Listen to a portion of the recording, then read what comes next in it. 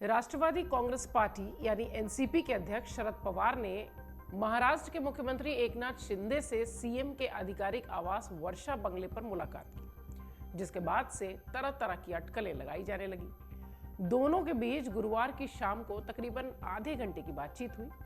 महाराष्ट्र में महाविकास अघाड़ी सरकार गिरने और एकनाथ शिंदे के मुख्यमंत्री बनने के बाद से दोनों नेताओं की अगर देखिए तो ये पहली बैठक थी। लेकिन अब अचानक शरद पवार का सीएम शिंदे के आवास पर पहुंचना, इसके बाद राजनीतिक चर्चाएं और तेज हो गई। कुछ मीडिया रिपोर्ट्स कह रही हैं कि शरद पवार ने महाराष्ट्र के मुख्यमंत्री को मराठा मंदिर संगठन के 75वें स्थापना दिवस समारोह के लिए आमंत्रित किया है। पवार ने मालाबार हिल्स में स्थित मुख्यमंत्री के आधिकारिक आवास वर्षा में शिंदे से मुलाकात की। पवार मुंबई स्थित मराठा मंदिर संस्था के अध्यक्ष हैं और शरद पवार ने यह भी कहा कि उन्होंने कलाकारों और मराठी उद्योग तथा रंगमंच से जुड़े लोगों के सामने आने वाली समस्याओं के समाधान के लिए एक बैठक आयोजित की है और इसी में मुख्यमंत्री को बुलाना है और इसी में उनसे चर्चा होगी। वहीं शरद पवार से मुलाकात के बाद सीएम शिंदे ने अपने बयान में कहा कि शरद पवार जी से मुलाकात हुई है, हमारी कोई राजनीतिक चर्चा नहीं हुई है। मराठा मंदिर संस्था के अध्यक्ष और संस्था के 75 साल होने पर उन्होंने मुझे निमंत्रण दिया है। इस तरह की तमाम बातें वो कहते दिखाई पड़े। उन्होंने कहा कि अनऑफिशियल ये मुलाकात है, अनौपचारिक मुलाकात थी और फिल्म इंडस्ट्री के कलाकारों, बैक स्टेज कलाकारों से जुड़े जो मुद्दे हैं उसे लेकर चर्चा हुई है। लेकिन मुलाकात यूं ही नहीं होती। इससे पहले देश के जाने माने कारोबारी गौतम अडानी ने भी गुरुवार को एनसीपी प्रमुख शरद पवार के घर पर उनसे मुलाकात की थी। तस्वीरें हमने आपको दिखाई थी। इसकी चर्चा भी जोरों शोर से हुई।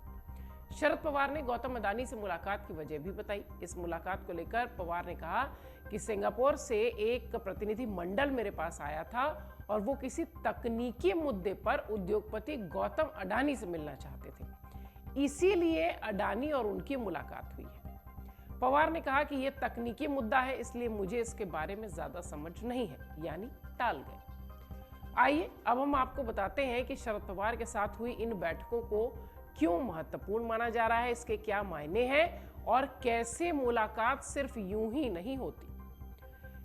इन दोनों बैठकों को लेकर चर्चा क्यों तेज हो रही है। ये दोनों बैठक इसलिए भी महत्वपूर्ण है क्योंकि पूर्व मुख्यमंत्री उद्धव ठाकरे इस समय विदेश में हैं और ठाकरे छुट्टी पर परिवार के साथ हैं और जून के पहले सप्ताह के बाद मुंबई में उनके लौटने की उम्मीद है। ऐसे में ये मुलाकात बेहद अहम हो जाती है।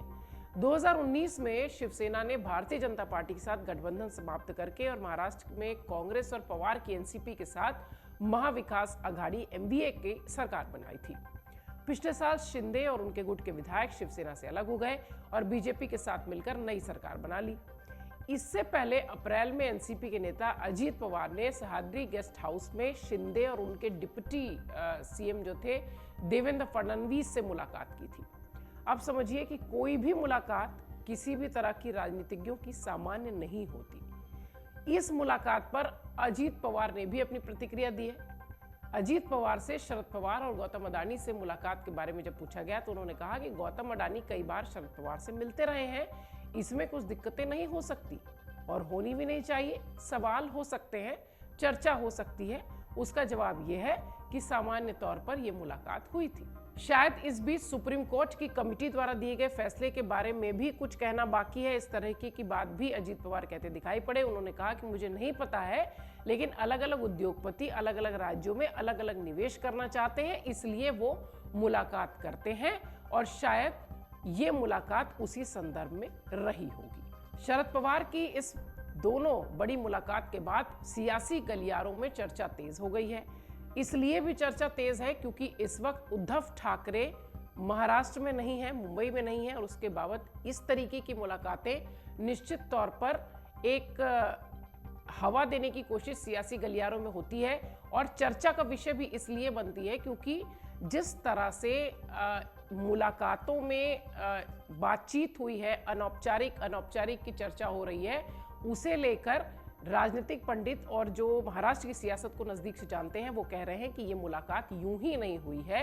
2024 नजदीक है, इसलिए गुणागणित की सियासत हर राज्य में हो रही है और राजनीतिक पंडित ये मानते हैं कि शायद ये मुलाकात भी उसी गुणागणित का एक हिस्सा हो सकती है। मन से उजाला कर चले मन से उजाला कर चले, एक अमर उजाला कर चले, उजाला कर चले।